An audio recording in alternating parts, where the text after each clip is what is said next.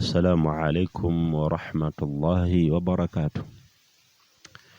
الحمد لله والصلاة والسلام على أشرف الأنبياء والمرسلين محمد ابن عبد الله صلوات الله وسلامه عليه. عباد الله، أوصيكم ونفسي بتقوى الله عز وجل. Amatenda malungi ate nga majjivu ga wakitiibwa Allah subhanahu wa ta'ala, tumusaba okusaasira kwe n'ebyengera bye ku nabbi we Muhammadi sallallahu alayhi wa sallam. Allah tumutendereza era tumwebaza okuba nti akyatutadde mwana wattu mu abo abakola ibadaati ez'enjawulo ezifaanaganako nga okusiiba. Saba Allah abeere nga akkiriza okusiiba kwaffe, okusaala. Saba Allah abeere nga akkiriza okusaala kwaffe, naddala ate abo abongerako eswala eya sunna, salaatu atarawih, eswala eyo waswala tahajjud, n'eswala y'okubeera nga tusaalako ekiro. Owekitiibwa Allah subhanahu wa ta'ala tumwebaza okubeera nga akyatutadde mu abo abalina obusobozi obufaanaganako bwe butyo.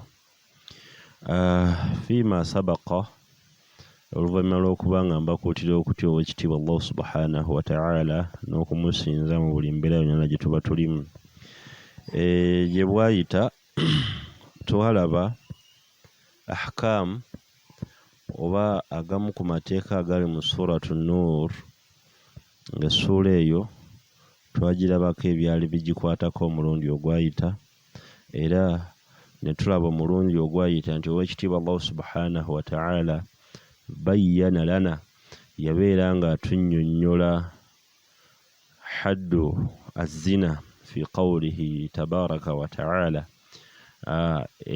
Omuntu abeera akuza obwenzi, how do we punish him or her?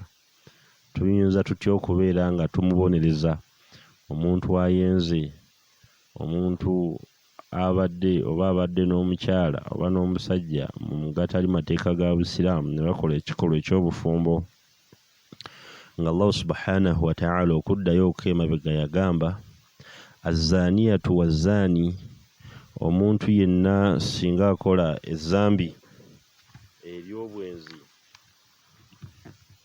azzaaniyatu wazzaani, omuntu yenna singa akola ezzambi ery'obwenzi, omuntu oyo nga mukyala obanga musajja, fajilidu, owekitiibwa Allah subhanahu wa ta'ala yatoola oda egamba mubakube kulla wahidin minhuma, bonna abantu abo babiri, nga bwe twakiraba nti nno Allah bwe yagamba nti kulla wahidin minhuma yali mutegeevu nnyo, n'abeera ng'ategeeza nti buli omu, omusajja n'omukyala, oba omwami n'omukyala, oba omwana ow'obuwala n'ow'obulenzi, oba omusajja omukadde n'omukyala omukadde, nga si bafumbo, nga ku bonna tekuliiko mufumbo, kulla wahidi minhuma mi'ata jalda, bakubibwa embooko 100, 100, 100, okubeera nga bafuna embooko 100, zikubibwa ku ttaka erya gavumenti, mu mbeera ate etali yakutta, kubanga omuntu akoze ono, twogera ku muntu ayenze, maa dhalika nga obwenzi bw'akoze si mufumbo, kuba ate abeera akoze obwenzi nga mufumbo tumukuba amayinja mpaka kufa, waliyadhu billah. Tusaba owekitiibwa Allah subhanahu wa ta'ala abeere nga tutaasa amazambi agafaanaganako bwe gatyo, na buli kyonna ekiyinza okuvaako ensonga efaanaganako bweti abeere nga akitutaasa. Fahuna wala Allah subhanahu wa ta'ala agenda maaso n'agamba nti wala ta'khudhukum bihima ra'fatun fi diinillah, abaami bano oba omwami n'omukyala ono ababeera bakoze obwenzi, bwe kituuka ekiseera ky'okubeera nga tubakuba embooko, kibooko, okubakuba embooko ezo tetulina bakwasibwa kisa, tulina bakwasa kisa nga bwe twakinnyonnyola obulungi omulundi ogwayita, lwa nsonga eno ddiini ya waakitiibwa Allah subhanahu wa ta'ala. Nga bw'otabeerawo ne weekwatibwako kisa mu kusaala n'ogamba nti salaatul asiri kansalemu eraaka 3 mu kifo ky'ennya, oba salatul isha kansalemu eraaka 2 engeri gyenkooye ennyo. Wala ta'khudhukum bihima ra'fatun fi dinillah. Tetulina bbeera nga tubakwatibwako kisa mu ddiini y'owekitiibwa Allah subhanahu wa ta'ala. Lwaki? In kuntum tu'minuuna billahi wal yawmil akhir. Bwe kibeera nga ddala tukkiririza mu owekitiibwa Allah subhanahu wa ta'ala n'olunaku olw'enkomerero. Era Allah subhanahu wa ta'ala n'agamba nti waliyashhad adhabahuma ta'ifatun minal mu'minin. Bwe tuba twalaba omulundi ogwayita, bwe tuba tuli bakutuusa ku mwana Adamu yenna haddi ng'akoze zambi, no matter haddi ya bwenzi, omwenzi yakoze obwenzi nga si mufumbo tumukuba emboko 100, bw'abeera mufumbo tumukuba amayinja, bw'abeera twawalaba n'owalliwaat abeera alidde ebisiyaga, naye era tulina engeri gye tumupanishingamu twabiraba, abeera bbye tumutemako omukono okusaba ekitabo Muhammad sallallahu alaihi wasallam yatusomesaamu, abeera anywedde omwenge tumukuba embooko either 8 oba embooko 4, abeera atemeredde omusiraamu oba abeera atemeredde omukyala yenna tumukuba embooko 4 nga tugenda okukiraba. Kagamba ezo zonna hududi zituusibwa ku muntu, naye tetuzimutuusaako in secret way. Tetukuba muntu, tetutuusa ku muntu haddi. Ebyo nno byogerwa ku muntu oba nga tuli mu nsi eramuza amateeka gaffe ag'eddiini, naye nga tulina okubimanya. Ffe eimu yaffe enkulu yakubeera nga tumanya shara'i'u ow'ekitiibwa Allah subhanahu wa ta'ala bwe yali ayogera ku mbeera eyitiridde ennyo mu societies ennaku zino, embeera ey'obwenzi, okutuuka ekiseera ng'omwana ow'obuvubuka bw'abeera nga tayenze abalibwanga fala, abalibwanga omusiru, abalibwanga atalina magezi, oba omwana ow'obuwala oba ow'obulenzi, oba omusajja nga tayendako bbali, oba omukyala nga tayendako bbali, atwalibwa nti mujega. Tulaba biki ow'ekitiibwa Allah subhanahu wa ta'ala lwaki yakigaana, era lwaki omuntu singa abeera akikoze afunamu obubi bungi nnyo. So nno ate olwaliro biidhinillahi subhanahu wa ta'ala tugenda kubeera nga tugenda ku mbeera Allah subhanahu wa ta'ala kyagamba nti haddul qadhfi wa hukmul qadhifu fi suluki al-ijtima'iyya fi hadhihi dunya fi qawlihi ta'ala. Era ow'ekitiibwa Allah subhanahu wa ta'ala atulaga era nga atunnyonnyola omuntu haddul qadhfi, omuntu atemeredde omukyala, ng'omukyala oyo mulongoofu, ng'omukyala mukkiriza, ng'omukyala tamanyi ku bintu bya bwenzi. Wa hukmul qadhif, n'omuntu oyo alamulwa atya mu society, tumukwata tutya? Omuntu atemeredde mukyala munne tumukwata tutya? How do we handle her or him? Tumukwata tutya singa oli avaayo naawe obujulizi nti gundi yayenze naye nga fil haqiqa mazanati, ng'omuntu oyo teyakoze bwenzi. Fi suluki al-ijtima'i, mu mbeera yaffe gye tuwangayira mu societies, era fi hadhihi dunya, mu nsi eno gye tuwangaaliramu. Ow'ekitiibwa Allah subhanahu wa ta'ala agamba walladhina yarumuuna al-muhsanati, n'abo abatemerera, oli n'agamba nti omukyala akoze obwenzi, thumma lam ya'tu bi arba'ati shuhada, naye oluvannyuma lw'okwogera ebigambo byayogedde n'atajja n'abajulizi 4, obusiraamu bwe bwateekawo okugamba nti kuba obusiraamu al-islaamu ddiini yusra, obusiraamu ddiini nyangu nnyo. Muzino eno fi umuri al-muamalat fi shira wal bay' bifanaganako mu kugula ne mu kutunda, obusiraamu babutwagaza abajulizi 2 era babeera bamala. Naye ate fi umuri zina, mu mbeera ez'obwenzi, omuntu okujja okubeera ng'awa obwenzi, togenda kuleeta bujulizi bwa muntu omu, tubukonsidering omuntu atuusibweko haddi, imma haddu okubeera ng'okubibwa amayinja oba omuntu okubeera ng'akubibwa embooko 10. Idhan obusiraamu bwateekawo obulombolombo n'amateeka agalina okugobererwa. Allah n'agamba nti thumma lam ya'tu bi arba'ati shuhada, oli n'avaayo n'agamba ekigambo nti Khadija yayenze, naye mu kumala okukyogera n'atafunayo bajulizi 4 abayimirizaawo ekigambo kyayogedde. biarba'ati shuhadaa Allah n'alagira nti fajiriduhum 80 jalda. Oyo nannyini kubeera ng'aleese amawulire agafaanaganako bwe gatyo akubibwe embooko 80. Osobola ozibalamu 1 2 mpaka ku 10, kati 10 emirundi 8 obeere ng'okubibwa embooko 80. 10, 20, 30, 40, 50, 60, 80 nga zigenda kabinako. Ate teweerabira nti eyo 80 jalda tugikubira mu maaso g'abantu, tetukuza mu woofiisi ya imaamu ne tugamba nti omusiraamu ono engeri gy'ali musiraamu waffe aleese obujulizi obutajja.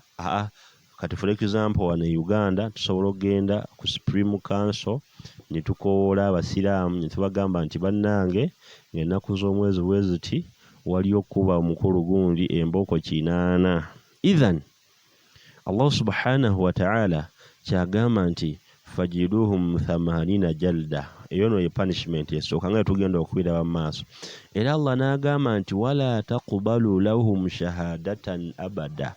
Omwana Adamu bw'amala okuwa obujulizi obw'ekifuusa, obujulizi obufu, tetukkirizibwa kuddamu kukkiriza bujulizi bwabwe for good okuggyako wa ulaika humul fasiqun. Mwana wattu abafaanaganako bwe batyo maaso g'ekitiibwa Allah subhanahu wa ta'ala be baboononefu. Illa alladhina taabu min ba'di dhalika wa aslahu fa inna Allaha ghafurur rahim.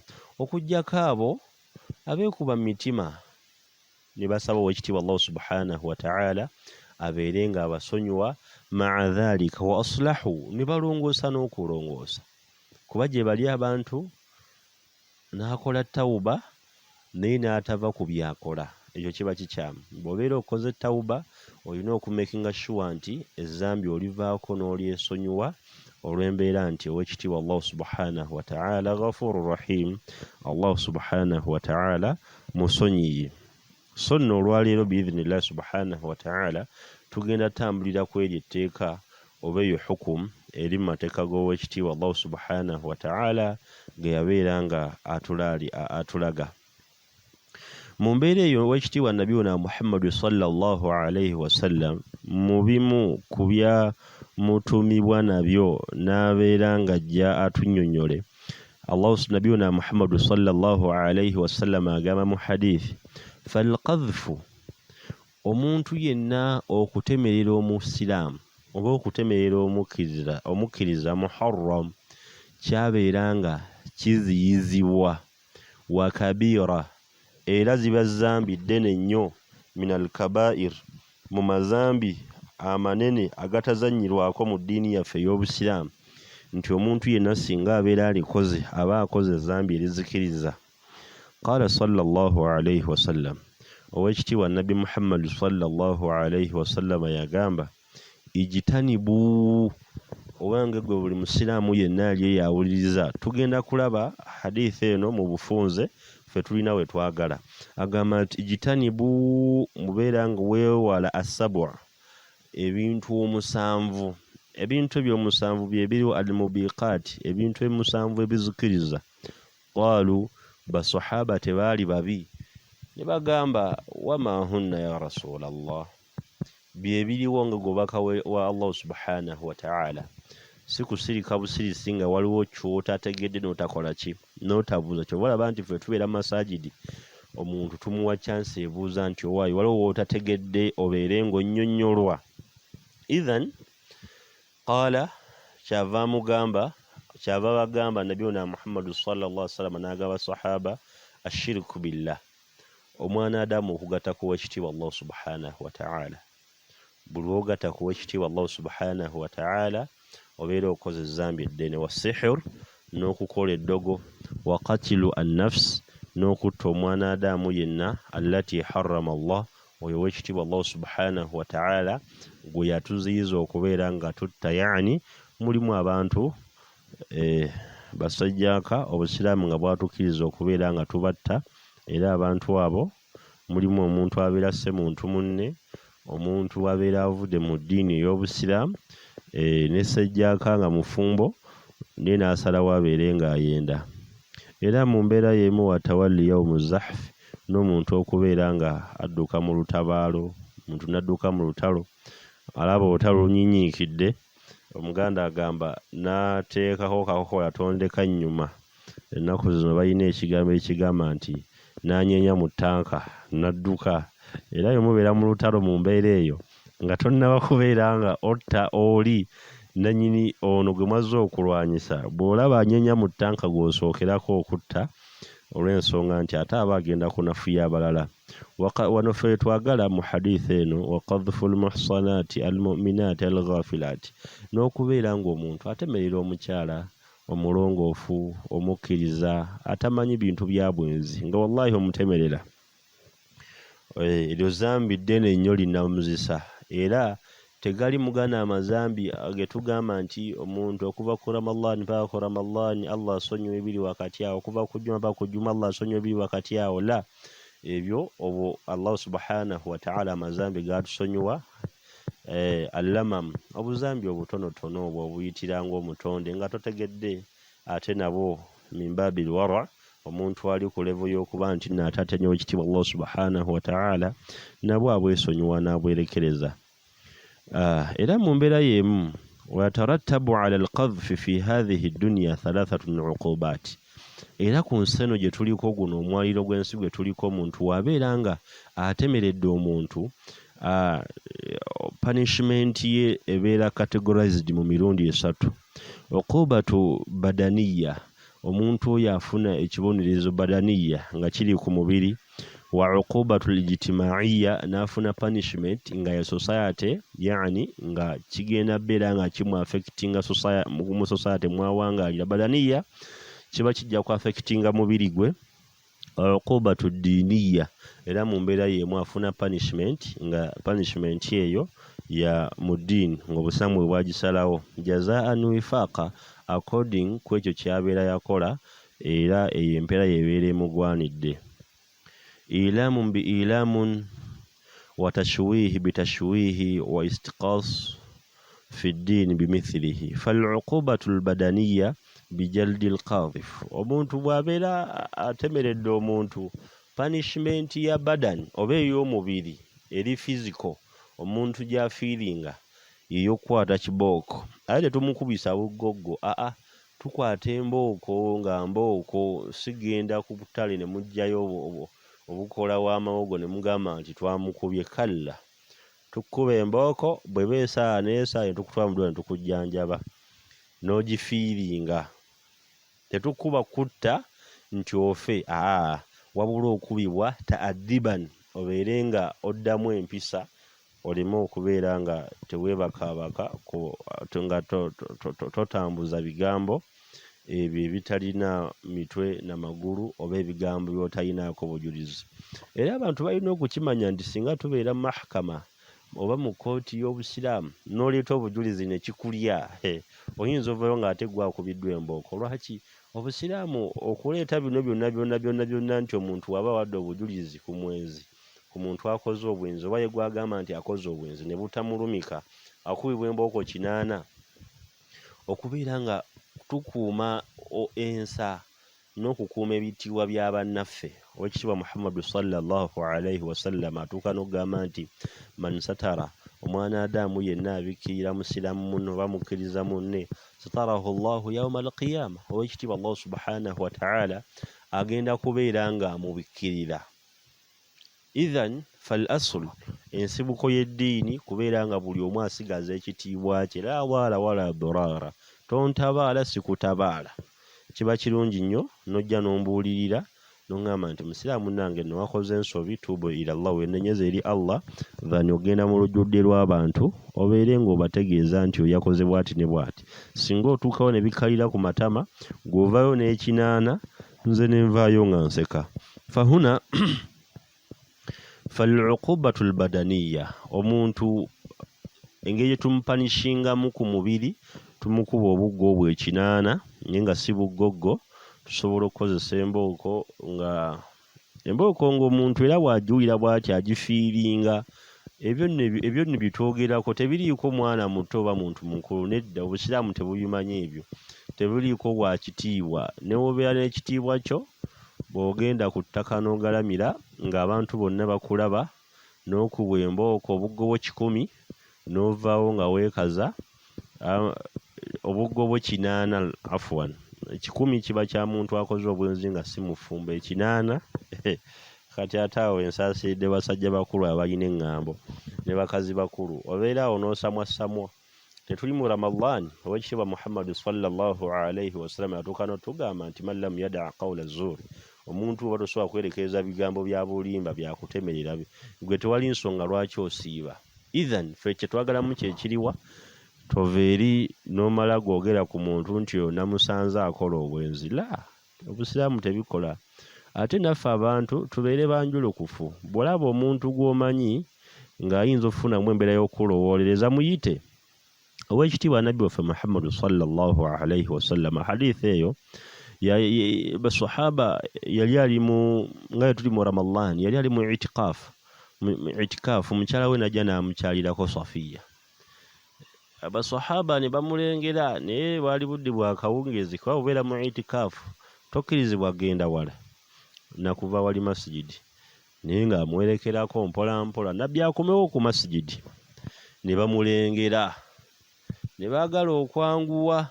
Nabbi n'abagamba nti ala risilukuma, abaffe musale pulesa mujje n'abayita ne bajja n'abagamba nti ono gwe mundabye naye abadde Safiya muwala wa gundi mukyala wange namba bweti. Naye nga balaghe yakimu basahaba ne bategezaako tetenkanya nti ya Rasulallah tetusobola kulowooleza. Ate ffenne Nabbi n'abagamba nti nedda, mazima shayitaani eyo etambulira mu mibiri gyaffe, as in our body. Shayitaani etambulira mu parts z'emibiri gyaffe nga bw'olaba omusaayi bwe gutambulira mu mubiri gwaffe. Ithan naye bw'obeera olengedde omuntu nga bw'omulaba bw'oti amazima gennyini oyinza obba ng'omuntu omumanyiiko ebigambo nga bamuyita nti oyo bwakulaba gatuulemu, kitegeeza muyite omugambe waayi jangu, ono nno gondabye naye, ono sisita wange, ono nno gondabye naye, ono mmange. Ayinza okuyiddeyo n'akwogera oyo omusajja nze omuvubuka mumwewuunya yeetikka n'abakadde, kati ne kikuluma ate ne mukakkanira mu kkooti. Muyite mugambe nti ono nno ye maama wange anzaala, ono maama wange muto, olw'okuggyawo shubuha, olw'okuggyawo embeera eyinza okubeerawo ey'okubuzaabuza. Ithan tukkuba embooko zo 80 singa obeera owadde obujulizi ne butakwatayo nga bubuzeeko ababusapootinga bi arbaati shuhudu udul.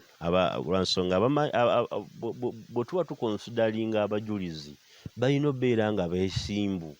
Omutamiivu tajja kuggyawo obujulizi tubukkirize, omukyala tajja kuggyawo obujulizi ku bwenzi tubukkirize. Yadribu 80 jalda, yudrabu omuntu oyo akuyibwa embooko 80 jamaani. Manye okuteerera embooko 80 iraman lijisimihi. Era intention enkulu obeere ng'okifiiringa, kati just imagine okufiiringa obuggo 80 nga gwe wano okwata ebisapatu n'obikuba omutabani oba muwalawo, naye nga ate mateeka g'obusiraamu ne mutabani wajja n'abeerawo n'alaba kitaawe nga bamukuba obuggo bw'okukola ki, bw'okutemerera banne. So tubeereko n'emmizi mu society mwe tuwanga, era si buli kyolabye nti olina okukyogera, otherwise ojja kumaliriza ofuna 80 singa tunaaba mu nsi eramuza eddiini yaffe ey'obusiraamu. Bino tubiyiga, tetujjako era ku makya nti oli tumukwale tumukubye 80, bamukubye embooko 10 nti yayenze, oba bamukubye amayinja yayenze, oba bamutemyeko omukono. Naye tulina okumanya hawuwathe ezzambi ly'okoze lizitowa ki, lirina buzito ki mu maaso g'Oweekitiibwa Allah subhanahu wa ta'ala. Allah ateekako kibonerezo ki? Kuba mugamu ku mazambi ge tulina okutya ennyo ffenna abasiraamu ly'ezzambi eryajja mu Qur'an nga liriko haddi, nga liriko ekibonerezo Allah kyatayako nti omuntu akola kino tumubonereza na kino, oba omuntu singa akola kino obuddiro bwe Jahannam n'ebifaanaganako bwe bityo. Then Wal-uqubatu al-ijtima'iyya, ate bwe tugenda ku punishment ekuteekebwako ng'egendereddemu kubeera nga you are affected in the society mw'olivingira. Turaddu shahadatuhu, buli w'oleeta obujulizi bukuddizibwa, buli w'ojja okujulira ng'obujulizi bwo tubukuddiza, era n'obwesimbu tubukugyamu, tuba tetukyakwesiga. Bw'ofunidde amaanyi agatemerera, kyova olaba waliwo mu bimu ku byogerwa omu ku bayimamu aba hadithi alina gye yagenda n'asanga yali alina hadithi gy'ayagala, n'agenda n'asanga omusajja ng'ayita zino eŋŋamiya, agiyita bw'ati agiyita naye ng'agirimba, hadithi teyagitwala. Agamba ono omusajja wasobodde okulimba kino ekitoogera, olonze bw'anankwatako. Even kati ebyo olina obyetegereza. Kati w'osoboledde okutemerera omuntu nti yakoze kino, yakoze ezambi erifaanaganako bwe lityo, lw'onaalemererwa okubba oba lw'onaalemererwa okukola ezambi yonna erisigadde, even buli w'oleeta obujulizi tetukuggyako bujulizi, oba mu njogera ennyangu terogamba tetumuggyako hadiisi oba hadithi, era tukuggyamu n'obwesimbu. Tuba tukyasobola kuteesa ssente zaffe, tetukyasobola kwesiga tukutwa oba wa oba mu Busiraamu tetukyakwasa na bisumuluzo bya seefu ya masjidi. Oyinza okubba akabookisi ng'omuntu atemerera Omusiraamu, era mu mbeera y'emu omuntu afaanaganako bw'atyo, ekigendererwamu okuba nga tetukyakkiriza bujulizi bwo, obeera ogenda kukakkana mu society muwangalira, obeere wa wansi. La yuthiqu biqawlihi, ebigambo byo nga tetubyesiga. Wala yu'tabaru khabara, era gwe ne bwekera ku makya n'otugamba nti bannange omwezi gwalabise enkya tusiibulukuka, tugamba nzungira muli, kubanga obujulizi bwo buba tebukyatwalibwa olw'ekyo kye wakola. Kyova olaba nti omuntu olina okubeera omwegendereza ennyo mu bulamu. Buno obulamu tububeeramu, naye olina okubeera ng'oli mwegendereza, tomala gasimattuka, tomala gakola buli kimu. Obudde buno oyinza okubeera nga you are nothing, ne bukeera ku makya nga you are something. Kati ebyo something ky'ofuuse nga ate obusiraamu bugamba nti we yabeera nothing yakola something, so that obudde butalina kubeera something. Wadhalika fi muqabilu ma ashaa'a ala al-maqdhufi min buhutaani wa kidhibi, lwansonga wasaasaanya obulimba n'okutemerera. Wa amma al-uqubatu al-ijtima'iyya fahiya i'tibaaru al-qadhif fasiqan kharijan an sirati mustaqim, lakin hadhihi diniyya.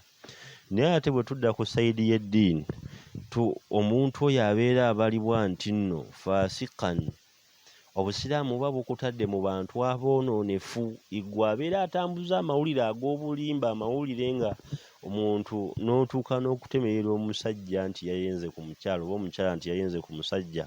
Fasiqan kharijan an sirati mustaqim, obeera ofulumye ku kkubo eggolokofu. Oweekitiibwa Allah subhanahu wa ta'ala kwatulundira, kwatutambuliza. Wal imaani al haqiqi, n'obukkiriza obutuufu bwa nnamaddala. Muqabilu qadihi fi diini al-maqdhuf. Wa hakadha al-islaamu yunsharu al-adl, obusiraamu bwo bwe butyo busaasaanya al-adilu, bwenkanya. Wa yasiru bil ummatu al-muslima fi tariqi wasati, era butambuliza umma yaffe oba society yaffe ey'obusiraamu ku kkubo eri makatikati. Tonyigiriza ate tonyigirizibwa, tonkolako lugambo sikukolako lugambo, buli omu abe n'ebyama bye. Weewummuzeeko, totemerera musiraamu munno, ne bw'obeera omulabye sirikako oba ofoofe. Wastan qawimun fakama annahu qawama al-jarima wa aqaba alayha. That's why nti obusiraamu bwafuula nti omuntu abeera atemeredde omuntu liba zambi ddene nnyo, ne butuuka n'oteekako ekibonerezo. Obusiraamu fahuwa kadhalika yahfadhu al-huquuq, era nabwe kityo obusiraamu bukuuma rights z'abantu. wayasunu al-a'rad, era mu mbeera y'emu ne bukuuma n'ebitiibwa byaffe. Just imagine singa tewaaliwo mu busiraamu, omusiraamu wanamala tayinza kuva eri n'amala gatemerera musiraamu munne. Singa eyo tekyaliwo mu ddiini, ng'omuntu byasanga byayogera ku munoloza, abantu bandibadde nga boogera ki? Ng'olowooza bufumbo bw'abantu bameka obwandibadde buvaawo olw'okuba omuntu ayogedde bw'ati ne bw'ati. Era mu mbeera y'emu singa tetufuna bujulizi bukakasa muntu ono nti yakoze obwenzi, nti omuntu ono mathalan oba yabbye ku zonna huduudi ezisigadde, tetumutuusaako haddi. Kuba nabiyuna Muhammadu sallallahu alayhi wasallam yagamba nti mugezeeko, eyo hadithi tugireke. Then wa rahmatu rabbil alamin wasi'a, ate kyoba omanya nti okusaasira kw'ekitiibwa Allah subhanahu wa ta'ala wasi'a, kugazi nnyo. Wa abwabu tawba maftuha, emiryango gya tawba miggule, ala musari'uha daiman wa abadan, ko yenna abeera ayagadde okwenenyeza w'ekitiibwa Allah subhanahu wa ta'ala forever and ever. Famin rahmatihi shara'a al-hudud wa min rahmatihi ja'ala anzimatu likulli murafiqi al-hayat. Bw'obeera nga olina gwe wali otemeredde, sajja mukulu oba mukazi mukulu, genda okole tawuba, saba w'ekitiibwa Allah subhanahu wa ta'ala abeere nga akusonyiwa. Bw'obeera nga olina gwe wayogerako ebigambo nga mwanadamu munno, bw'aba ali mulamu, genda obeere ng'omusaba akusonyiwe, kuba tuli baanaadamu na baanaadamu. Saba omuntu akusonyiwe, ngamba nti munnange, mu nnaku z'omwezi bweziti ne bweziti nze yayogera bino, kubanga ebigambo bino bye twogera ng'abasaaga biteekawo obukyayi wakati waffe n'abantu be tuwangaala nabo. Igwe oli n'omukyala oli mu kwogera ku bbaawe nti oyo bbaawo buli lwatasula wano ayina akazigo ke yapangisa eyo, naye nga wallahi ifkan wa kidhban, ng'omutemerera ng'oli mu kulimba, alaba amaka bwe gasasika, oba n'obigamba omutabani ng'abiwulira ku kitaawe oba ku maama we n'akyawa. Idhan olina okubeera nga weetonda, nga bw'osaba ow'ekitiibwa Allah subhanahu wa ta'ala abeere nga akusonyiwa mu mbeera yonna. So bw'obeera nga weeteekateeka okukola amazambi, beera ng'omanya nti waliyo amazambi agalina huduudi oba agalina amateeka. Fahuwa subhanahu a'lam batayo khalfihi wa huwa a'lam bima yuslihum. Owekitiibwa Allah subhanahu wa ta'ala yasinga okumanya what's better on our side. Allah bw'abanga yateekawo huduudi zino z'ennungi gye tuli, naddala ffe abantu bigasa ffe.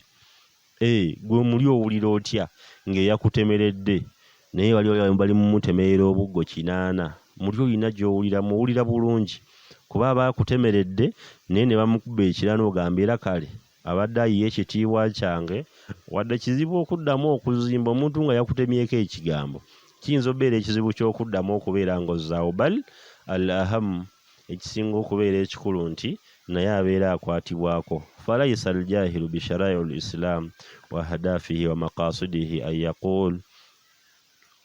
yaqulu inna al-hudud fiha qiswa wa laysa tetujja genda nnyo wala fi hadhihi nuqta mu point eno, naye nga ebadde ensonga yaffe enkulu mu mbeera eno nti omusiraamu yenna bw'abeera nga atemeredde musiraamu munne, fala budda lahu, oteekeddwa okubeera nga weenenyeza ow'ekitiibwa Allah subhanahu wa ta'ala.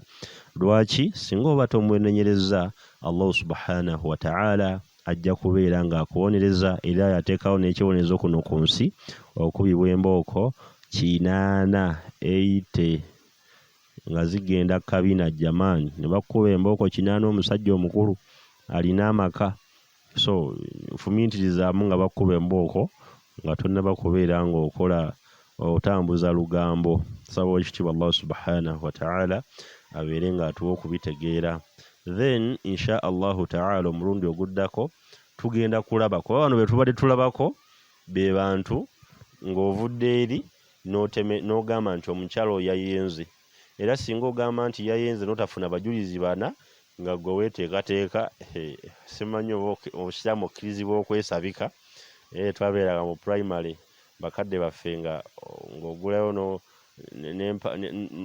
ne kajiini nga kosoosaayo weesabike. Kati simanyi olaba kuba embooko za haddi okkirizibwa okwesabika, abaseeka bajja kujja batunnyonnyolemu oba okkirizibwa weesabike nga bukyali. Naye fahuna suala, ekibuuzo kijja, tujja olaba omulundi ogujja nti watiifu singa kijja nga ate nga omusajja mathalan Hamza asanze mukyala we Maryam nga bali ku kikolwa kya bwenzi, oba Maryam n'asanga Amuza nga bali mu bwenzi, ate awo Amuza akola atya, oba Maryam akola atya? Naye anoonya abajulizi bana oba agende yeetuge. Gye tujja okulabako insha Allahu taala omulundi ogunaddako, omuntu singa omufumbo singa aba asanze mukyala we oba baawe ng'ali mu bwenzi bakola batya insha Allahu taala. Awo tujja kubeera nga tuddawo wiiki ejja. Saba Allah subhanahu wa taala abeere nga atukuumira obulamu era abeere nga atuwa okubitegeera nga ye bw'abyagala, atutaasa okubitegeera nga ffe tubyagala. Subhanaka Allah bihamdika nashhadu an la ilaha illa anta nastaghfiruka wa natubu ilaika. Wassalamu alaikum wa rahmatullahi wa barakatuhu.